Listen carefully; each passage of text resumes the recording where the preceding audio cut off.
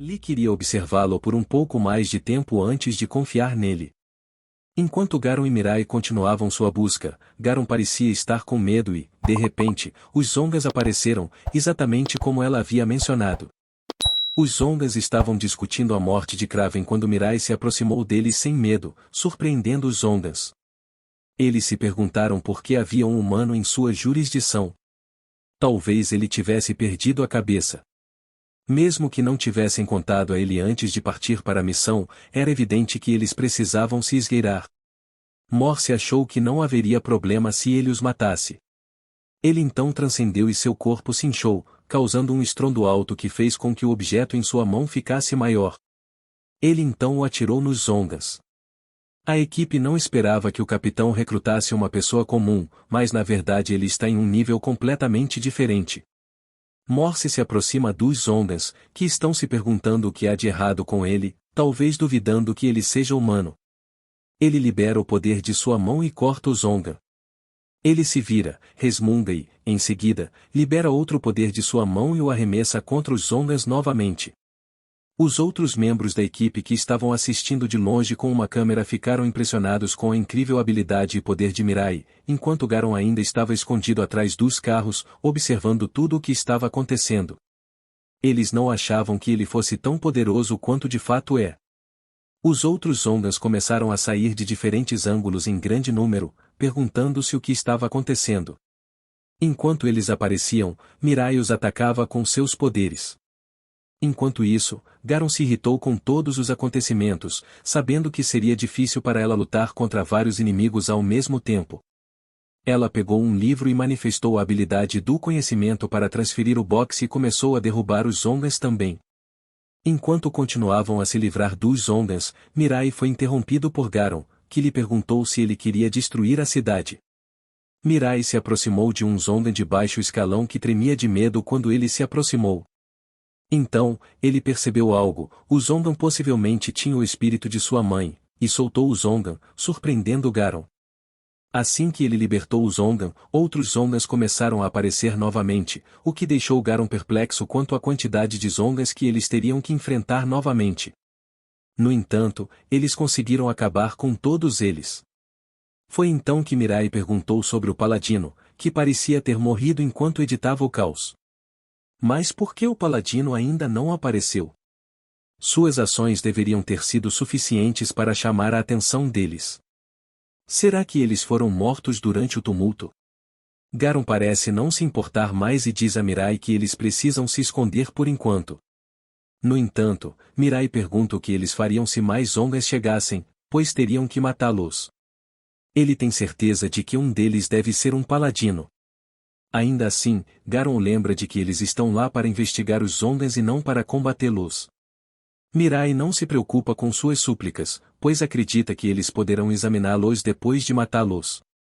Ele não se importa se terão que lutar o dia inteiro, se Garon viverá ou morrerá. Ele só precisa cumprir a missão. Garon está perplexa com ele. Ele nem se importaria se ela vivesse, sem lembrá-lo de que eles estavam lá para salvar pessoas. Não importa o quanto a missão seja vital, a vida das pessoas sempre será mais importante. Infelizmente, Mirai não vê as coisas dessa forma.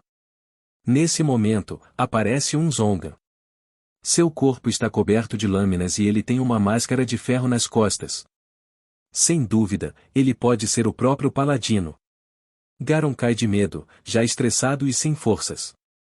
Quando esse Paladino aparecerá?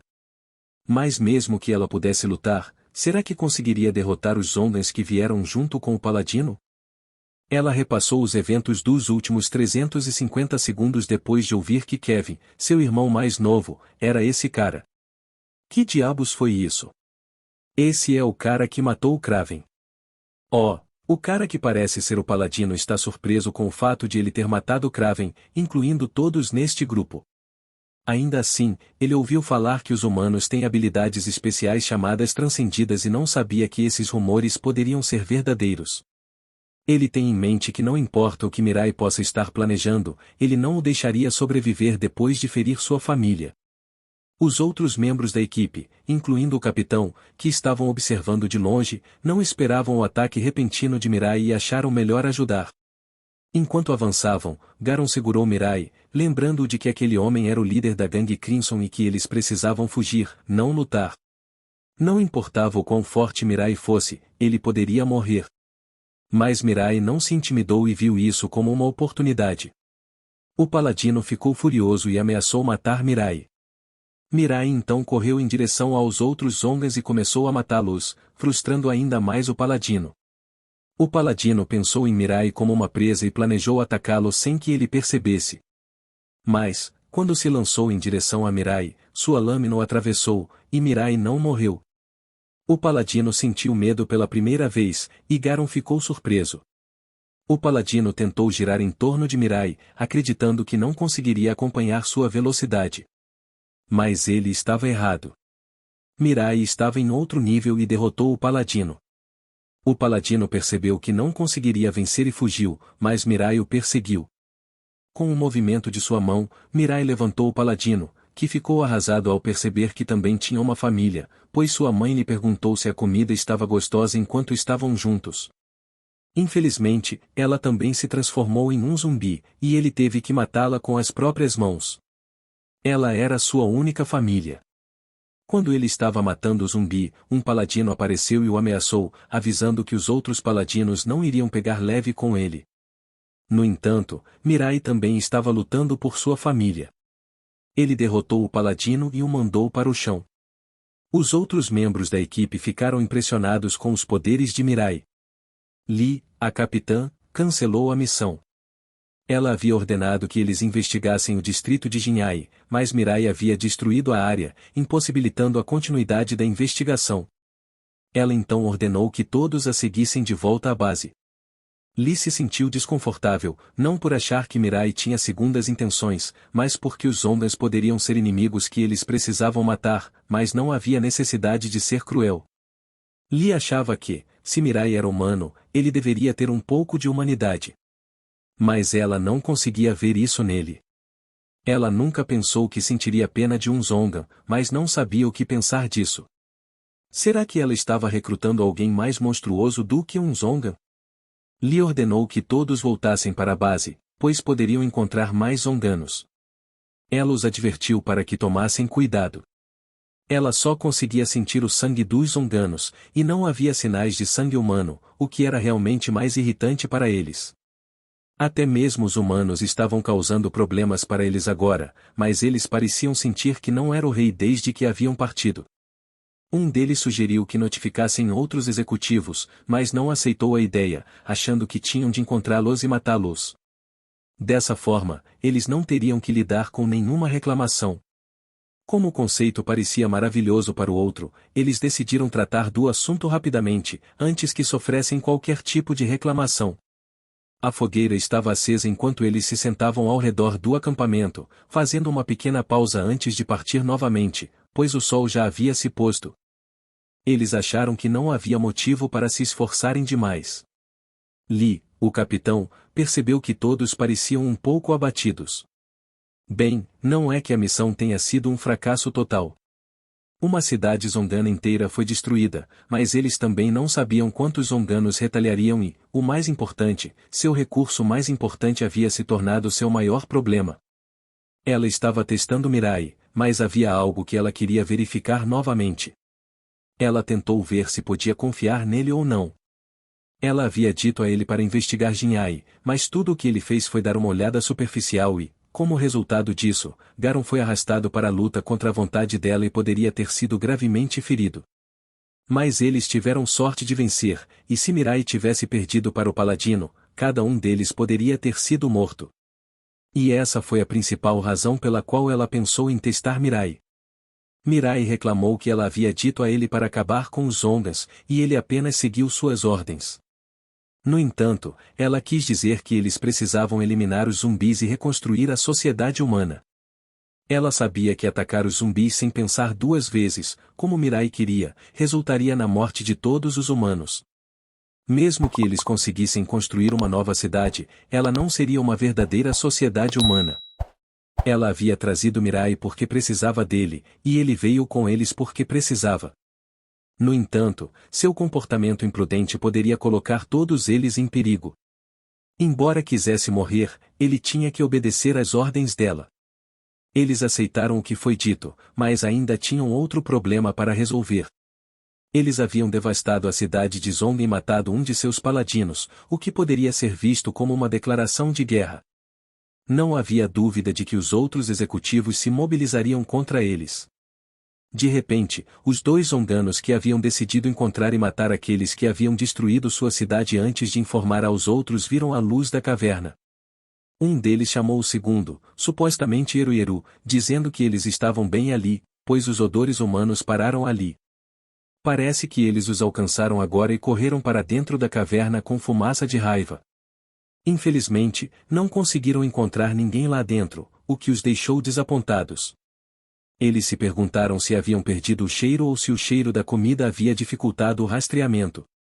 Pensaram que poderia haver um humano esperto entre eles, o que os deixou sem outra escolha. Eles queriam resolver o problema sozinhos, mas tiveram que convocar uma reunião com outros executivos. Os humanos haviam iniciado uma rebelião, e eles precisavam tratar a situação com cuidado. Enquanto Lee e Mirai dirigiam para Busan, Lee perguntou se Mirai já havia estado lá antes. Era uma área bonita, mas os Zongas haviam tomado conta.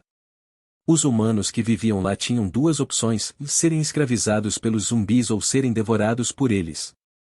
Nenhuma dessas opções era como os humanos deveriam viver. Eles foram parados por alguns policiais rodoviários que perguntaram se eles tinham visto o adesivo de pessoas escravizadas por humanos em seu carro. Eles provavelmente estavam transportando vegetais ou algo assim. Os policiais ficaram furiosos porque não queriam se distrair para capturar o humano que causou alvoroço em Jinhai. Eles pararam o carro e continuaram a pé por um túnel desagradável, a única maneira de chegar à sede.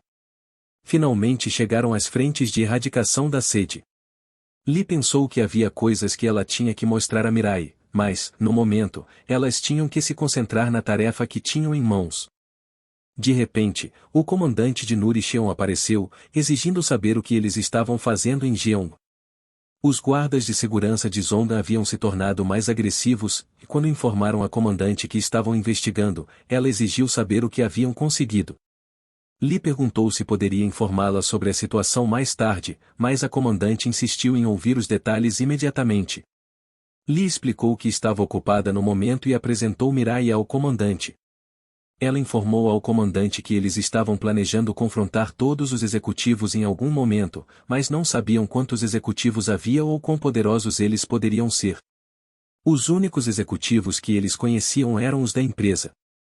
Os únicos executivos que eles conheciam eram os paladinos, que eram os mais fracos de todos os executivos. Lee instruiu Mirai a atacá-la sem se conter para testar sua força. Mirai perguntou se isso era uma ordem, e o comandante confirmou que sim. Os outros membros da equipe estavam curiosos para saber se havia algo que o capitão queria verificar. A comandante percebeu que eles poderiam ter lutado antes e que Lee poderia não ter usado sua habilidade no encontro anterior. Ela queria descobrir se Mirai poderia derrotá-la quando ela estivesse usando sua habilidade. Mirai era forte, e eles provavelmente contariam com ele para missões futuras. Eles precisavam ter confiança em suas habilidades. Precisavam ter certeza de que Mirai poderia derrotar os executivos, e agora ele estava aqui. O capitão Lee era o membro mais importante da equipe. Depois que os Zongas apareceram, eles descobriram que alguns humanos possuíam um potencial raro para se tornarem transcendentes. Seus poderes permitiam que eles lutassem em pé de igualdade com os Zonganos, e em alguns casos, até mesmo os superassem. Além de Garon e Lee, havia outros transcendentes na equipe, mas a capitã era mais forte. Ela foi treinada em várias artes marciais diferentes e suas habilidades físicas excediam as de outros humanos. Mais importante ainda, ela podia manifestar o poder dos olhos que tudo veem, uma habilidade incomparável que permitia aos usuários calcular todas as possibilidades dentro de seu campo de visão. Se Mirai conseguisse derrotar o capitão, ele seria o humano mais potente e teria realmente derrotado o membro mais forte da equipe. Ele lançou projéteis de ossos e usou seu conhecimento de anatomia para atingir artérias e veias. Ele tinha muitos ataques diferentes à sua disposição, mas, com os olhos que tudo veem, a capitã Lee pôde ver que 9 ossos estavam vindo em sua direção no total, e ela os transformou em pó. Ele a atacou novamente, dessa vez com um poder mais robusto que era diferente do primeiro ataque. Em teoria, ela podia ver e se esquivar de balas com os olhos que tudo veem, mas o ataque de Mirai era ainda mais rápido do que as balas, o que o tornava mais capaz do que ela havia previsto. Ela ordenou que ele parasse, pois ele já havia vencido, e isso foi mais do que suficiente, pois ela não podia contra-atacar. Embora a batalha tenha sido curta, ela deu aos espectadores uma nova esperança. Eles tiveram um vislumbre da possibilidade de um novo mundo e ficaram cheios de confiança. Com isso, começaram a se preparar para derrotar o executivo. Mirai se perguntava por que ele não conseguia atingi-la nenhuma vez, enquanto o capitão Lee ia ao encontro do comandante Nuri, que tinha algo em mente. Antes que Mirai pudesse dizer qualquer coisa, a comandante já havia adivinhado que Mirai era a razão pela qual os seguranças estavam tão rígidos. Ela viu que eles haviam recrutado um cara forte sem pensar muito bem, e ele provavelmente havia destruído uma cidade pelo caminho. Ele parecia inteligente na cara de Nuri, mas Liu o achava bastante irritante, pois a situação havia se tornado mais complicada. Eles então decidiram ir para a Ilha Oril, a fazenda de escravos humanos. Eles sabiam que precisariam de algumas armas potentes, pois estariam enfrentando uma guerra total. Eles precisavam partir imediatamente e trazer de volta Jieun, o cientista que foi até lá para investigar e que havia prometido matar Mirai depois de concluir sua missão com eles. A faca com Li teve um efeito sobre ele e, como Jieun foi quem a criou, ele poderia tornar possível matar a imortalidade de Mirai. Para ir a Oril, eles planejavam reunir mais pessoas e conseguir mais armas. Como iriam lidar com um grande número de zumbis, precisavam viajar de navio, o que significava lidar com um grande número de zumbis no porto. Quando chegaram ao porto de Busan, eles se separaram e tiveram que procurar barcos enquanto se escondiam, pois havia muitos homens por toda parte no porto. Eles tiveram que derrubá-los um a um silenciosamente.